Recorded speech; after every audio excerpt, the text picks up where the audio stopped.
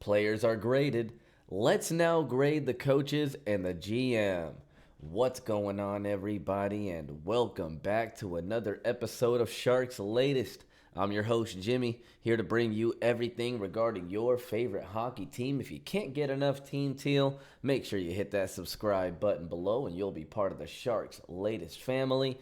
Don't forget the notification bell as well. So today's episode, we will be doing letter grades for the coaching staff as well as GMMG.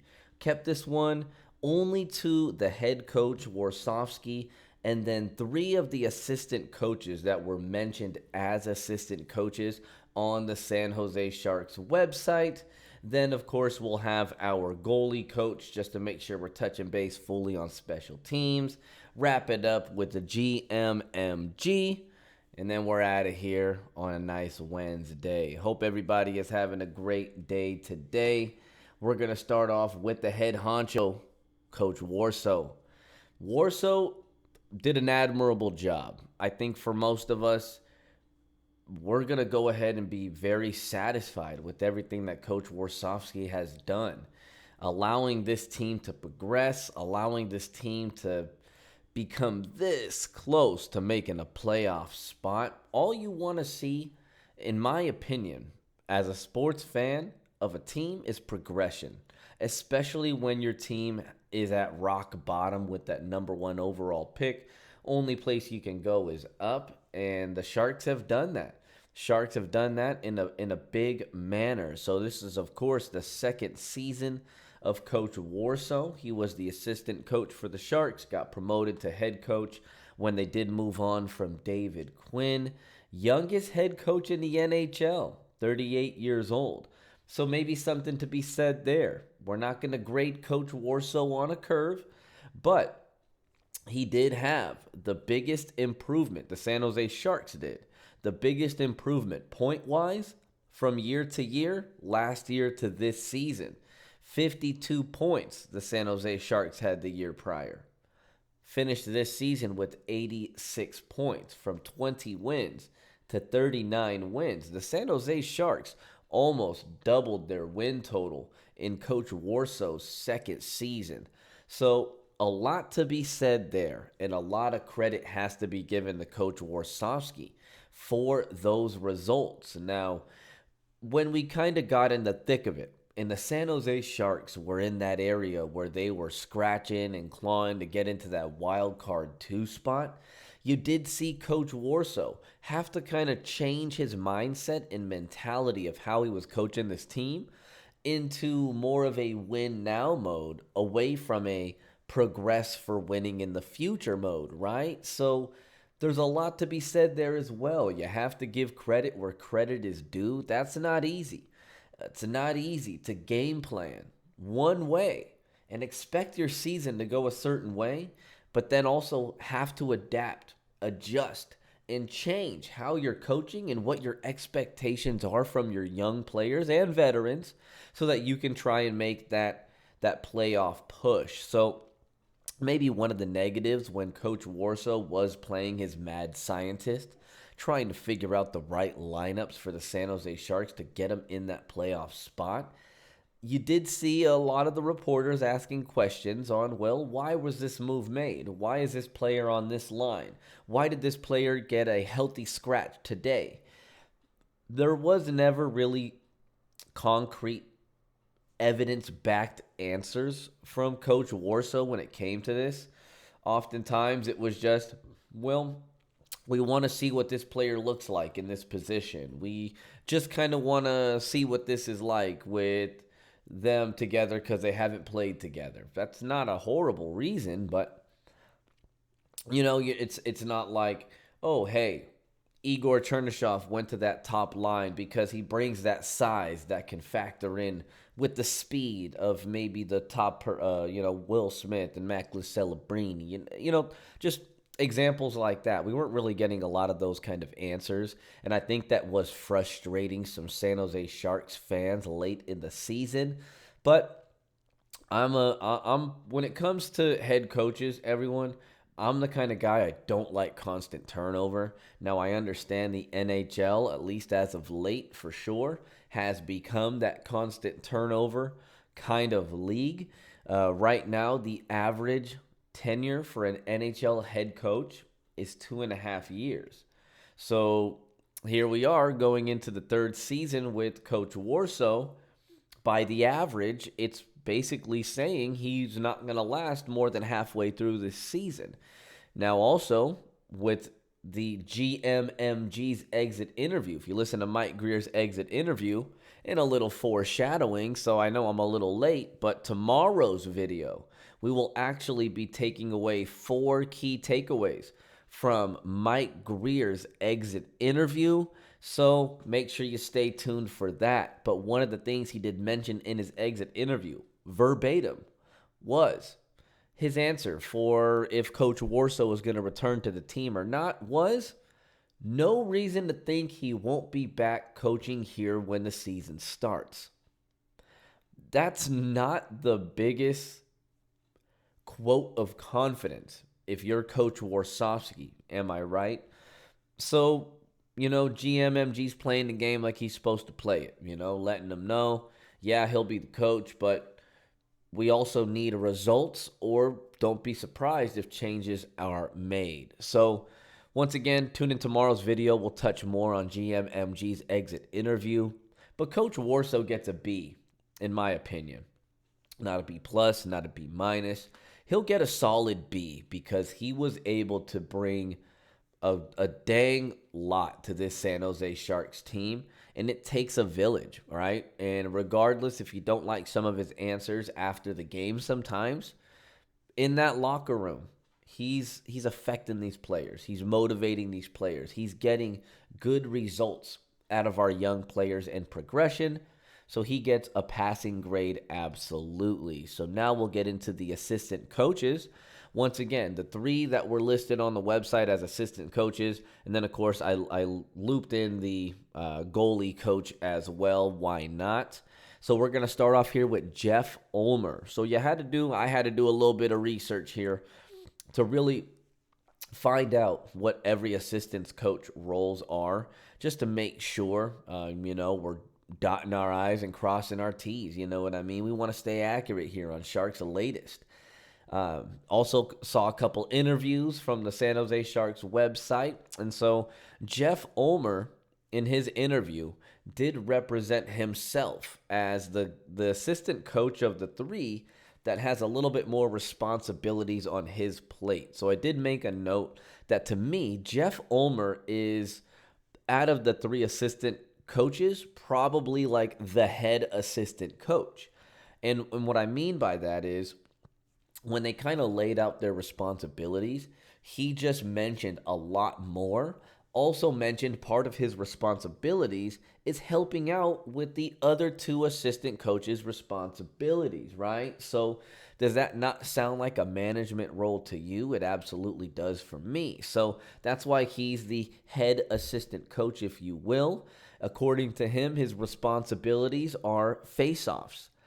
He's in charge of the centers because of the face-offs, both on the offensive and the defensive side. He's in charge of 4-on-4s, 3-on-3s, neutral zone. But a big one that he said he was in charge of is player development, which obviously that is one of the main things we want to see as San Jose Sharks fans. We want to see the youngsters progress. So Jeff Ulmer said, on top of assisting with the other individuals on what they do, he also has those responsibilities as his main responsibilities. And so because of the progression that we're seeing with Will Smith, with Macklin Celebrini, with Colin Graff, with Igor in his limited time, with Luka with his limited time, progression looks dang good for the San Jose Sharks right now, my friends. And so we're going to be handing out a lot of B's today, and Jeff Ulmer is another recipient of a good letter B grade. Why is it not an A? Well, if the Sharks would have gone from worst to first, you would have seen a lot of A's here. You know what I mean? But for the Sharks progressing greatly, or maybe goodly, if that's a word, not greatly, That's where B letter grades are warranted. So that's what Jeff Ulmer gets there. Fine job by him. Absolutely expecting him to return next season. It was his second season with the San Jose Sharks. He did come on board with Warsaw. The next coach we're going to talk about did not come in with Coach Warsaw. That's going to be Brian Wiseman. Brian Wiseman is in his fourth season now with the San Jose Sharks. They kept him from the old regime with David Quinn, and for a good reason. Brian Wiseman, from his interviews, mentions that his main priorities, he's in charge of the power play unit. He's also in charge of helping out forwards a little bit as well, but main focus is literally on that power play. And so Sharks power play did improve slightly from 19th last season to 17th this past season. So you did see the Sharks jump up a little bit. In my opinion, the Sharks don't have a bad power play unit. And naturally, with progression, the players will get better. The power play unit will get better as well. So a quick kind of explanation on Brian Wiseman. But he will also achieve a letter B grade because, well, we're improving. Sharks are getting better at the power play, so that warrants a good grade. Slight improvements at that. That's why it's not an A, not staying par, not regressing. So that's why we're not getting C's or D's as well. So that's what we have there for Mr. Brian Wiseman. Now the next one is going to be Doug Huda. Now Doug Huda is in his second season with the Sharks, came on board with Coach Warsaw. And he's our defensive coach, my friends. I've talked about him before in some videos. Unfortunately, not in the best light, but he's in charge of our PK unit, and he's also in charge of our defense. And so it goes without being said, my friends, we know where our defense is. We know where our PK unit is. Kind of in that bottom third of the league. And so there's a lot that needs to be improved there. Some blame is going to have to be put on the players, absolutely, because there were a lot of additions to the blue line, whether from, the Barracuda or just from our free agent signings that GMMG had in the offseason, which we'll grade him for that in a second. So not all the blame will come to Doug Huda. But if you do a deep dive, and I had to go far enough to even when he was back with like the New York Islanders, for example, and really looking at like forums, not just stats, but like forums of fan opinions and also stats that show just how he did as well and how the New York Islanders were defensively. They made improvements under him, which was good. But they made very, very slight improvements and just not enough to get the Islanders to where they needed to be defensively. And you did see a lot of fans calling for his job. Unfortunately, that's going to be what I'm doing here today, y'all. That's not something I take lightly, not something I enjoy doing here on Sharks Latest, but we're going to call a spade, and we're going to keep things a buck and 100% every single time. That's what I owe to you all as fans. So Doug Huda does get a letter D grade. I don't like giving out Fs unless it's an absolute horrendous job. So I do think it was a bad job, but not a horrendous job by Doug Huda.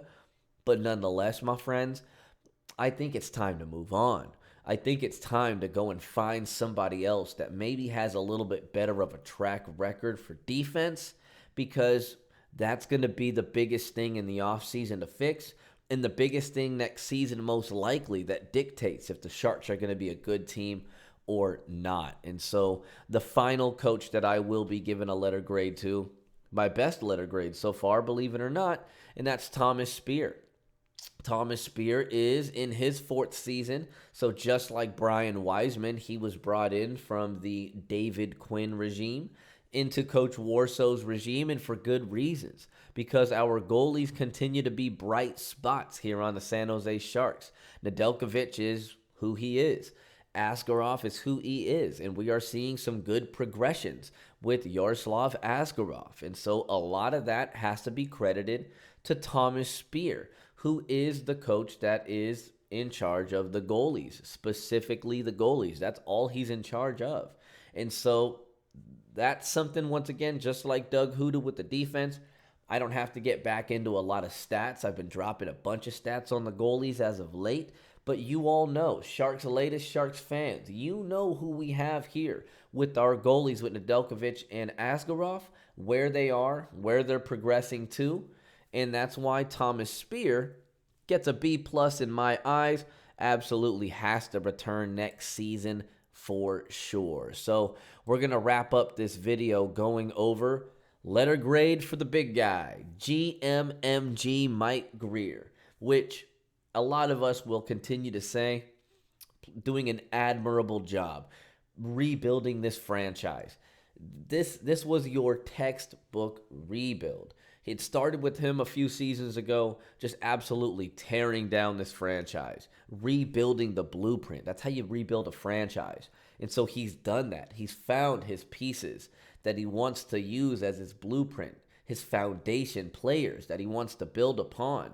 And now he's kind of just looking to add the secondary pieces to get this team over the hump, right? So the one thing that GMMG is going to get a dang good grade on, probably an A on, is his drafting ability.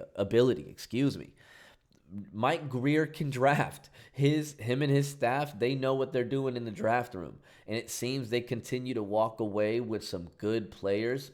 Yes, of course, there are some misses when you're making that many picks and it's professional sports and you have this many drafts. Well, you're prone to having misses, and misses are okay as long as you're hitting on those high draft picks.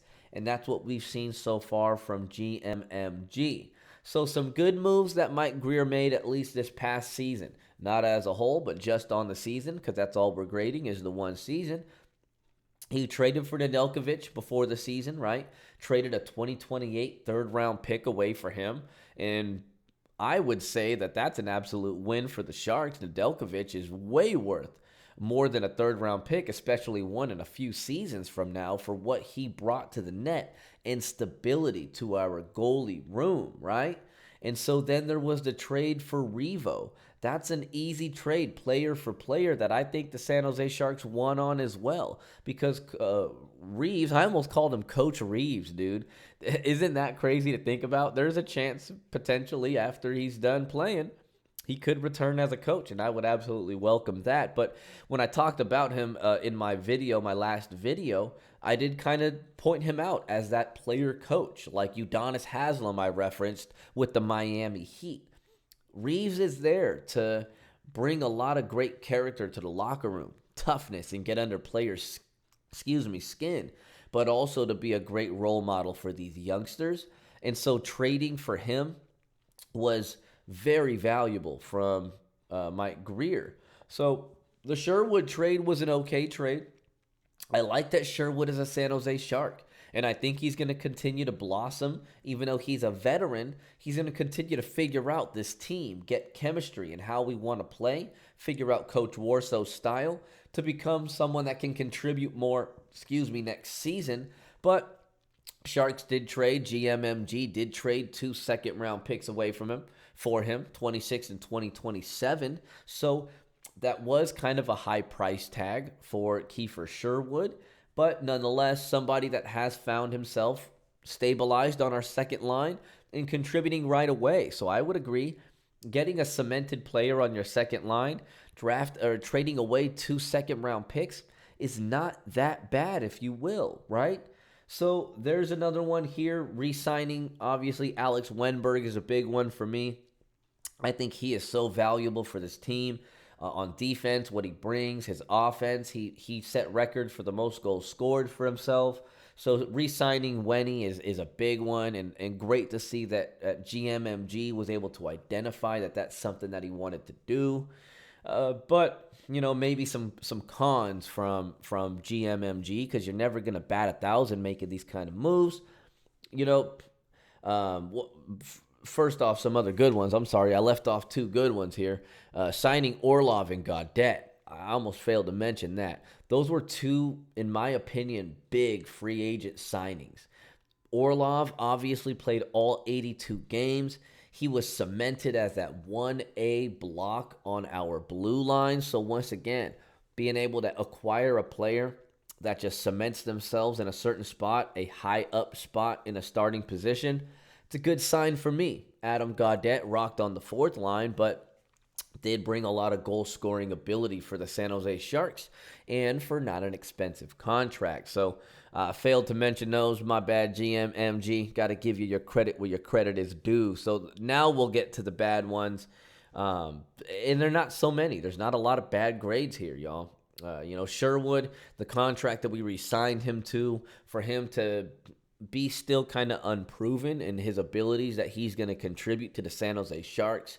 That is a pretty hefty contract that we re-signed him to. But at the same time, well, if you're going to invest two second-round draft picks for a player, it only makes sense that you're not going to use him as a rental player. You've given up too much draft capital to make that a rental player. You do have to re-sign those individuals, so I get that there. But when it comes to trying to add pieces to the nucleus, the young core, the blueprint, foundational pieces I talked about, admirable attempts. GM went out and got John Klingberg, who on paper looked like a great signing before the season. Went out and got Kurashev. Went out and got, I don't even remember Jeff Skinner being a San Jose Shark at this point. But those were a few signings that were supposed to come in, adapt, and hit the ground running and contribute right away, being more of veterans in the NHL. And none of those players seem to do that. And so that's what did kind of hold the Sharks back this season, is there wasn't enough support. At the same time, in the video that I just dropped yesterday, there was not enough support on the bench. We need a better bench for the San Jose Sharks. And so players there not contributing also contribute to us not having a good bench. But regardless, even with the limited negatives, GMMG gets a B+ all day long, yo. And the main thing for that is his drafting ability. The drafting ability, I'm a kind of guy that I love to see a team draft, develop, and make their team a Stanley Cup contender from the development stage rather than just trades and signings. He's doing some dang good trades. He's had some good signings as well. So that's why he gets a B+. Hey, look, if he didn't have some of the mistakes that he made, maybe if we didn't have as so much invested in some trades like the Sherwood trade, he would have gotten an A. But for how young he is and how young this team is, you cannot be mad at a B+ grade all day long. So now it's the question of the day for you all. Do you agree with my grades?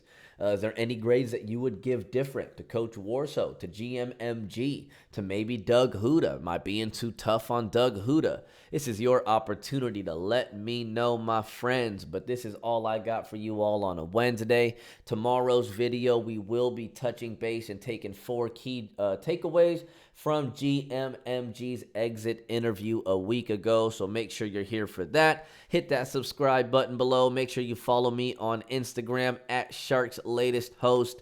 That's all I got for you all. I'll leave you with the same thing I'll leave you all with after every episode. Let's keep it real, my friends. Let's keep it teal. And I'm out.